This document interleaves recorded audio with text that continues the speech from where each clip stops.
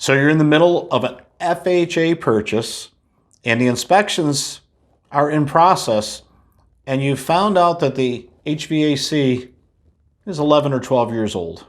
What do? This is Ron Wojciechowski with Real Estate in a Nutshell, and I've got some answers for you. Well, the first thing we know is that an FHA appraisal is going to look at the same elements as a 4-point inspection. So it's going to be the heating, the plumbing, the HVAC, the roof system. So if we have a home that's, I don't know, less than 20 years old, we may not have issues with the roof. Of course, you could have the termite report and the wood rot, but electrical, if it's relatively new, may not be so much of an issue. Same with the plumbing, but the HVAC, oh, the fly in the ointment. Here's what I would look for. If we find that the HVAC is 11 or 12 years old and the useful life spectrum is 12 to 15 years at the extreme, we may be running into an issue where it may not pass. So if you have a regular home inspection and it mentions that it's nearing the end of its useful life but seems okay, you may want to take the extra step and hire an HVAC company to do a diagnosis. A lot of times they'll do a servicing along with that, which sometimes the seller will pay for as part of an inspection to get it through into the next part of the purchase. But there are some times where servicing the AC may not make sense. I can give you one recent example where there was a mismatched air filter, which to me was a big flag. Like, hey, if this air filter is not the right size and the air is escaping around the sides but not being filtered, in essence, if it's been that going on for a long time, having the wrong filter is almost the same thing as not having a filter. And in a recent example, the coil was completely covered.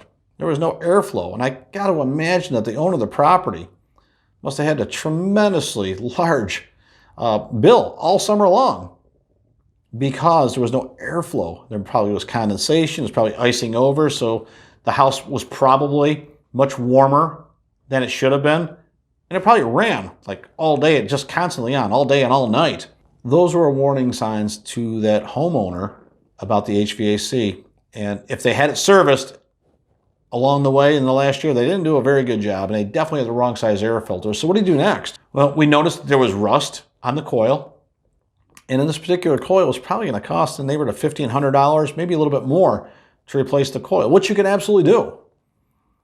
But you don't know that the compressor or anything else might also be ready for replacement. There's no way of telling, unless you've got a crystal ball that I don't know about it. You don't know. We checked the pressure and found that the pressures were super low as well, which would suggest, and it was low on charge, it means there's a leak somewhere. So now, even if you replace the coil, you still got to find the leak. And even if you patch the leak and do all of those things, you're investing in something not knowing if the compressor is going to go as well. And let's keep in mind, it's 12 years old, maybe 3 years left.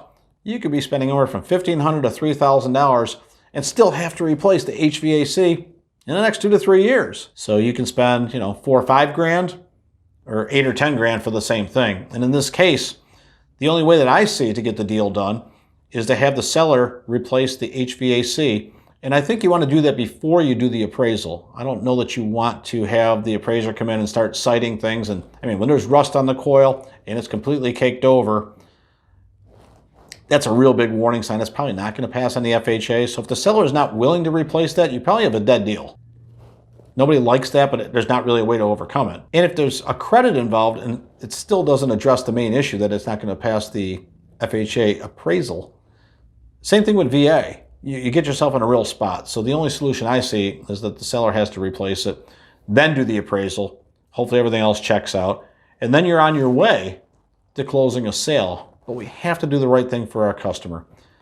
And if our customer is going into a deal where they have enough money for down payment and closing costs, but not much money left over, that thing's on borrowed time. The last thing they need is a AC replacement for about $5 grand, a month after closing. They may not simply have the money. And then what do? We have to do the right thing here. So we'll see how it plays out. But if you're involved in something where the HVAC is nearing the end of its useful life, let's have our radar on for that. Let's pay attention to it, and hopefully things will work out for you. If you've got questions about this, or you like the content, please leave a comment below. Definitely subscribe. And I look forward to talking about more things as we get into the end of 2020 and into the future. This is Ron Wojciechowski for Real Estate in a Nutshell.